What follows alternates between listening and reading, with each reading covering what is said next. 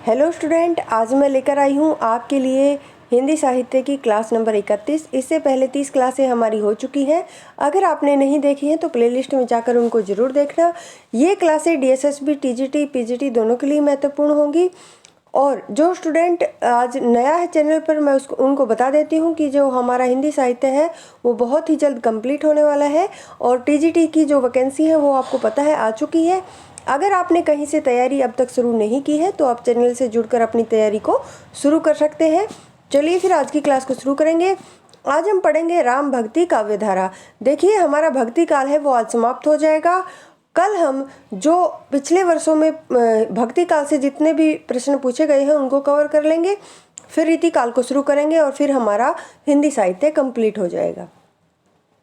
तो राम भक्ति जो काव्य धारा है उसको पढ़ते हैं। हिंदी साहित्य के स्वर्ण युग की संज्ञा प्राप्त भक्ति काल की सगुण भक्ति की वह धारा जिसमें राम का गुणगान किया गया है, राम भक्ति काव्य धारा कहलाती है। राम भक्ति का मूल आधार है वो क्या है? वाल्मीकि कृत रामायण है। संस्कृत में से आरंभ हुई राम काव्य परंपरा पाली प्राकृत अपभ्रंश से होती हुई हिंदी में आई। संस्कृत में कालिदास रचित रघुवंशम और भवभूति द्वारा रचित उत्तर रामचरित में राम कथा वर्णित है।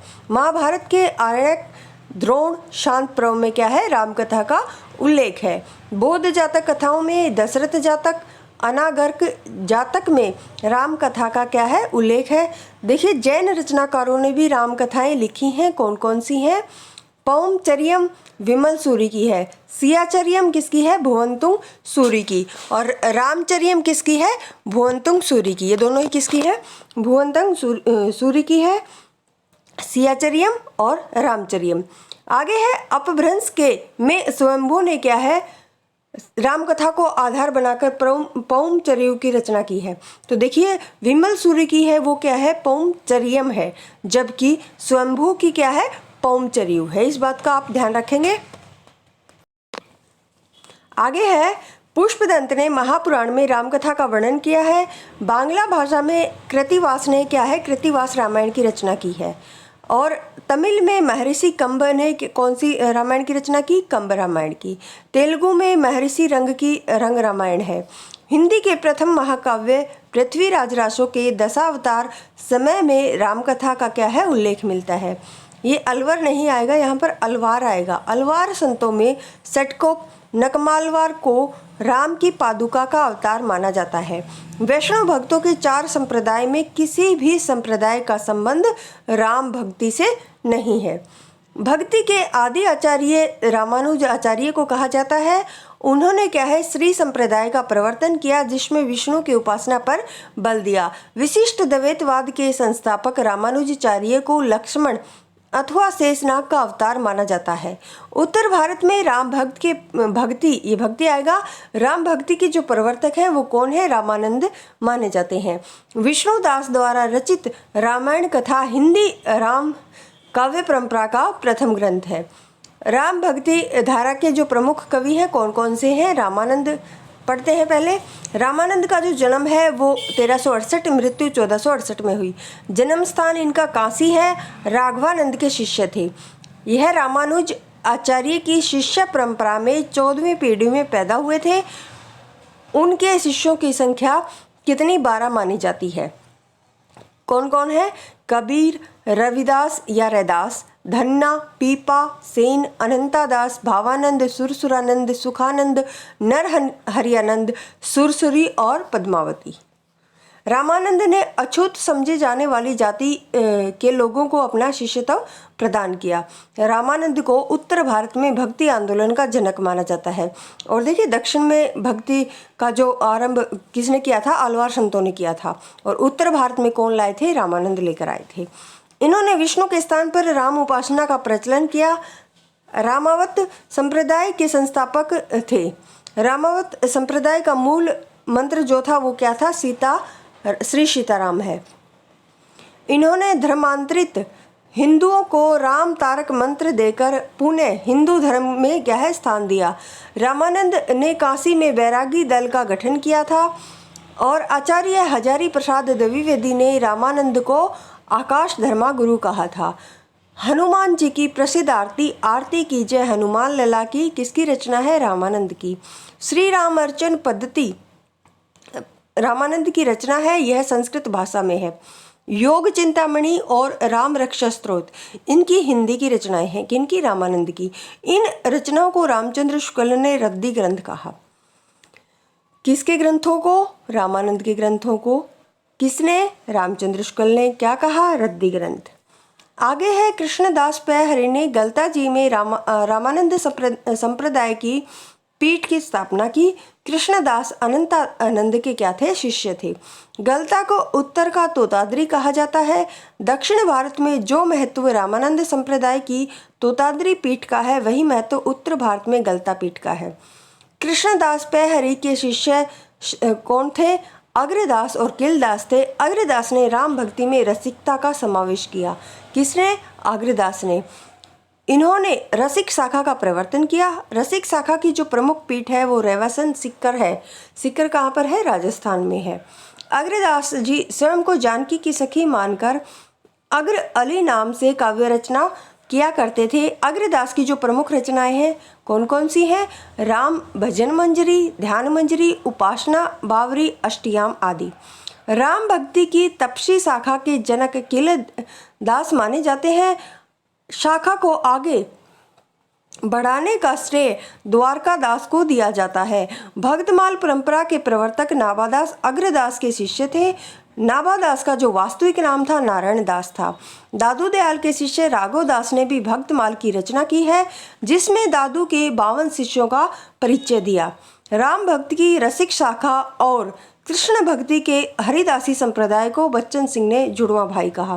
किस किस को? देखिए, राम भक्ति की जो रसिक शाखा है और कृष्ण भक्ति के का जो हरिदासी संप्रदाय है, उन दोनों को बच्चन सिंह ने क्या कहा? जुड़वा भाई। सत्यवती कथा के रचयिता ईश्वरदास ने भी क्या है? राम भक्ति से संबंधित पदों की रचना की है। आगे पढ़ते हैं तुलसीदास के बारे में। इनका जन्म 1532 में हुआ। जन्म स्थान था जिला बांदा, उत्तर प्रदेश। पिता का नाम आत्माराम दुबे, माता का नाम हुलसी। राम भक्ति शाखा के सर्वश्रेष्ठ कवि कौन? तुलसीदास। नाभादास ने कली काल का वाल्मीकि कहा तुलसीदास को। आचार्य रामचंद्र शुक्ल ने हिंदी का जातीय कवि, भारतीय जनता का प्रतिनिधि, हिंदी साहित्य गगन का सूर्य कहा। डॉक्टर बच्चन ने रूपकों का बादशाह कहा। और तुलसीदास अपनी पत्नी रत्नावली के प्रति अत्यधिक आसक्त थे। रत्नावली द्वारा धिक्कारे जाने के बाद भक्ति की ओर प्रवृत्त हुए थे। माता पिता द्वारा त्याग दिए जाने पर तुलसी का लालन पालन किसने किया था? चुनिया नामक दासी ने किया था। तुलसीदास ने काशी जाकर शेष सनातन की जी महाराज की पाठशाला में विद्या का अध्ययन किया। तुलसी के जो गुरु हैं नर हरिदास माने जाते हैं। तुलसी के बचपन का नाम राम बोला था। तुलसीदास के जीवन को जानने के लिए 2 ग्रंथों की सहायता ली जाती है। कौन कौन से हैं? बेनी माधवदास द्वारा रचित मूल गोसाई चरित और महात्मा रघुवर दास द्वारा रचित तुलसीदास। इन 2 ग्रंथों से क्या है? इनके जीवन के बारे में जानने में सहायता ली गई है। आगे तुलसीदास को समन्वय का कवि, लोकमंगल की साधना का कवि, गृहस्थ जीवन का चितेरा कवि, मानव मूल्यों का उपासक कवि भी कहा जाता है। गोस्वामी तुलसीदास विशिष्ट द्वैतवाद के क्या है? अनुयायी थे। आचार्य रामचंद्र शुक्ल ने तुलसीदास की रचनाओं की संख्या 12 मानी है। 5 तो बड़ी मानी है और 7 छोटी रचनाएं मानी हैं। जो बड़ी रचनाएं हैं वो कौन कौन सी हैं? रामचरितमानस, विनय पत्रिका, कवितावली, गीतावली और दोहावली। छोटी रचनाएं वैराग्य संदीपनी, रामज्ञा प्रश्नावली, कृष्ण गीतावली, रामलला नहछु, बरवे रामायण, पार्वती मंगल, जानकी मंगल। और हनुमान बाहुक तुलसीदास की अंतिम रचना मानी जाती है। इसकी रचना बाहुक पीड़ा से मुक्ति पाने के लिए कहा था। यह स्वतंत्र रचना न होकर कवितावली का ही एक भाग है। कौन सा? हनुमान बाहुक। डॉक्टर बच्चन ने हनुमान बाहुक को मृत्यु पीड़ा की चीख कहा। किसने? डॉक्टर बच्चन ने हनुमान बाहुक को। तुलसीदास की ख्याति का आधार रामचरितमानस है। ये 7 कांडों में विभाजित है। कौन कौन से हैं? देखिए, आपको इनको क्रम के अनुसार याद करना होगा। कई बार इनका क्रम पूछ लिया जाता है। तो पहला है बालकांड, फिर अयोध्या कांड, अरण्य कांड, किष्किंधा कांड, सुंदर कांड, लंका कांड और उत्तरकांड। बालकांड रामचरितमानस का सबसे, और किष्किंधा कांड, ये रामचरितमानस का बालकांड है ये तो सबसे बड़ा है, और जो किष्किंधा कांड है ये सबसे छोटा है। किष्किंधा कांड की रचना गोस्वामी ने कहाँ की थी? काशी में रहकर की थी, जबकि बाकी 6 की अयोध्या में की थी। रामचरितमानस को लिखने में 2 वर्ष 7 माह 26 दिन लगे थे। रामचरितमानस की रचना 1574 ईस्वी से 1576 ईस्वी तक हुई थी, यानी 2 साल 7 माह और 26 दिन लगे थे।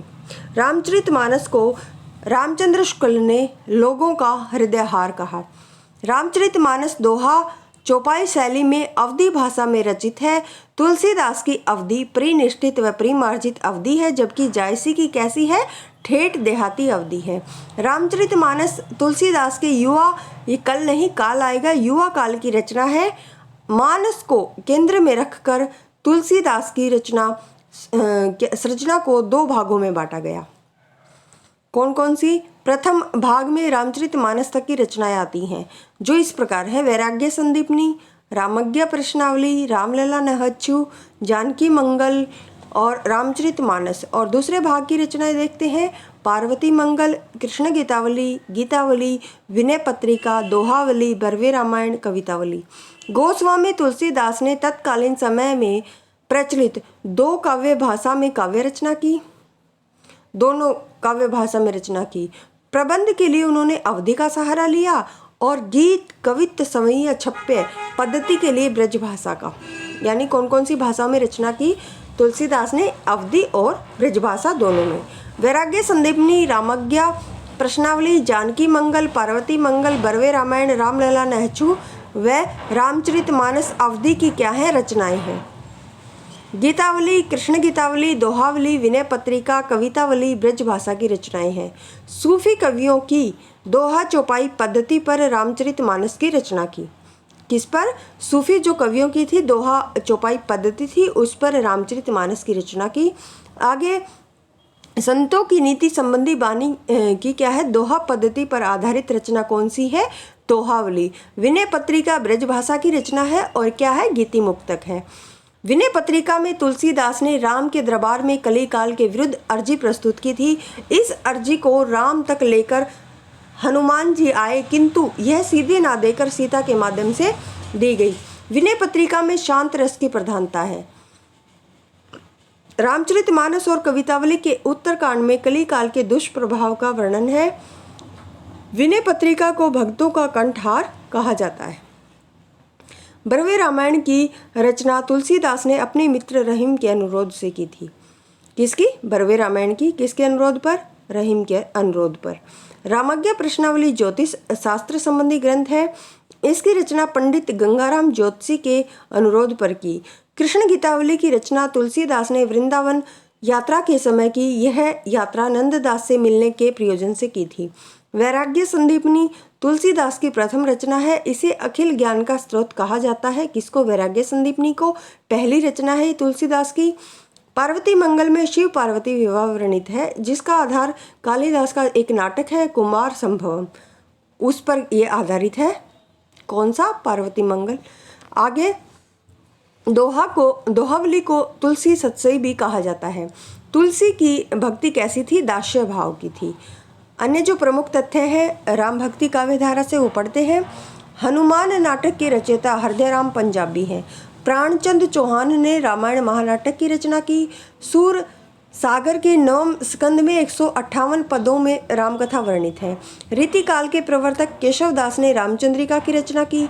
आधुनिक काल में भी राम कथा को आधार बनाकर अनेक काव्यों की रचना की गई है। मैथिली शरणगुप्त ने साकेत लिखा। साकेत पंचवटी की रचना किसने की? मैथिली शरणगुप्त ने। निराला ने राम की शक्ति पूजा, बहुत महत्वपूर्ण है इनकी ये रचना। और एक तुलसीदास, ये राम काव्य से संबंधित रचनाएं हैं। किसकी? निराला की। द्विवेदी युग में रामचरित उपाध्याय ने रामचरित चिंतामणि की रचना की। संशय की एक रात में राम के मन का संशय वर्णित है। रामप्रिया शरणदास ने सीता के जीवन को आधार बनाकर सीतायन प्रबंध काव्य की रचना की। जगदीश गुप्त ने भूल बालक शंभुक के जीवन पर भी ही क्या है, शंभुक रचना की है। खड़ी बोली के प्रथम महाकाव्यकार कौन थे, हरिऔध थे। उन्होंने वैदेही वनवास प्रबंध काव्य की क्या है, रचना की है। हनुमान के जीवन को आधार बनाकर दया कृष्ण विजय ने क्या है, आंजनेय प्रबंध काव्य लिखा।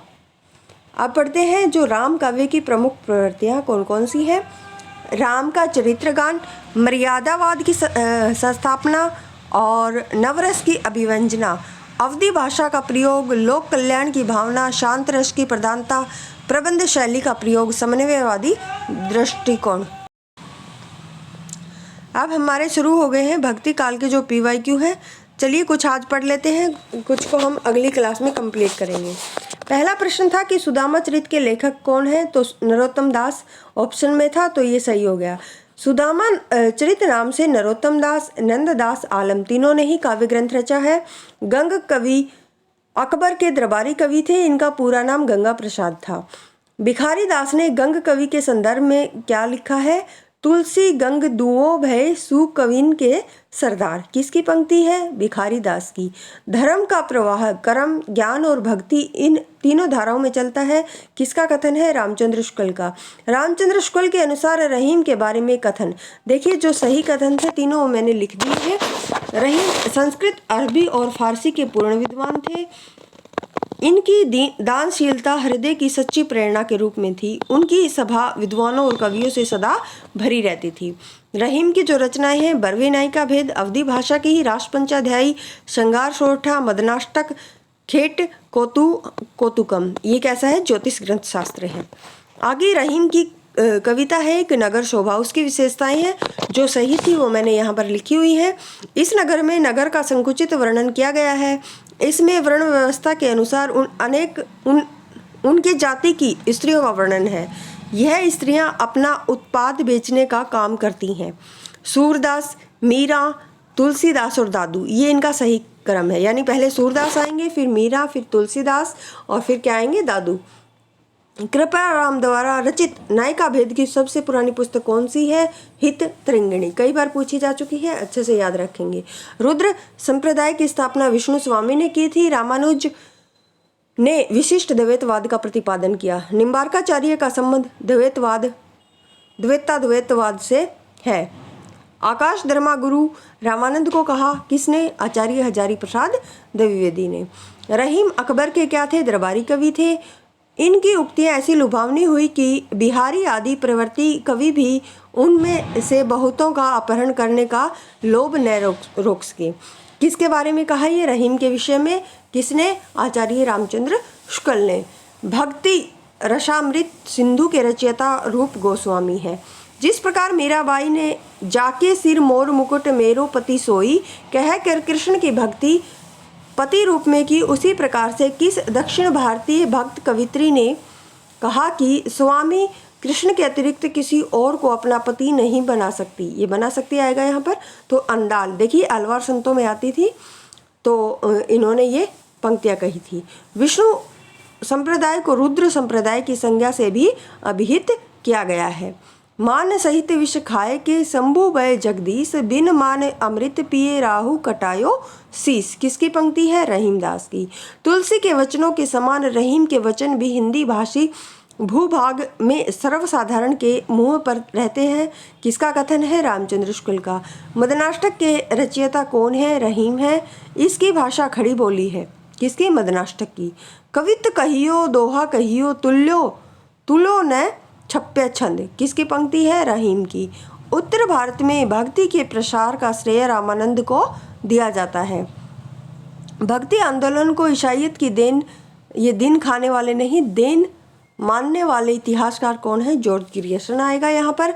और हिंदी साहित्य के किस युग को स्वर्ण युग कहा जाता है, तो भक्ति काल को। भक्ति आंदोलन को लोक जागरण काल हजारी प्रसाद द्विवेदी ने कहा।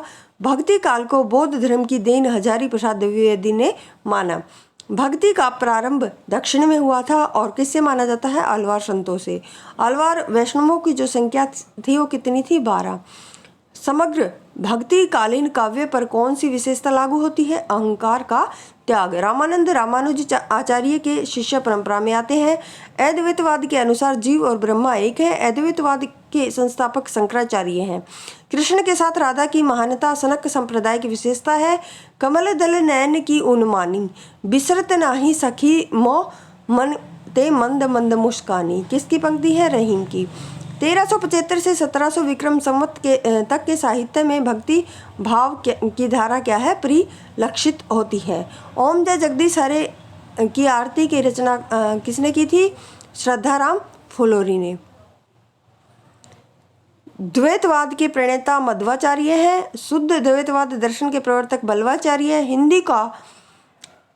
हिंदी का भक्ति काल बाहरी आक्रमण की प्रतिक्रिया एक कथन रामचंद्र शुक्ल का। रामानुज के श्री संप्रदाय में विष्णु की उपासना होती है। बल्लवाचार्य, मध्वाचार्य, रामानुजाचार्य ये तीनों क्या है? वैष्णव भक्ति से संबंधित आचार्य हैं। भ्रमर गुफा के लिए कौन सा, देखिए ये दिए गए थे ऑप्शन में कि कौन सा शब्द जो उपयुक्त है, तो ब्रह्मरंध्र था ये दूसरा उपयुक्त नाम है किसका? भ्रमर गुफा का। आगे देखिए संप्रदाय और उसके अनुयायी थे, मिलान करना था, मैंने सीधे लिख दिया है। वल्लभ संप्रदाय के जो अनुयायी थे कौन थे? गोविंद स्वामी, निम्बार्क के हरिव्यास, चैतन्य संप्रदाय गदाधर भट्ट, राधा वल्लभ संप्रदाय दामोदर दास, हरिदासी या सखी संप्रदाय जगन्नाथ स्वामी, बरवे नायिका भेद की जो रचनाकार कौन है? रहीम। अंग दर्पण रसलीन की रचना है। विभिन्न मतों के आधार पर हिंदी में भक्ति काव्य की 4 शाखाएं मानी जाती हैं।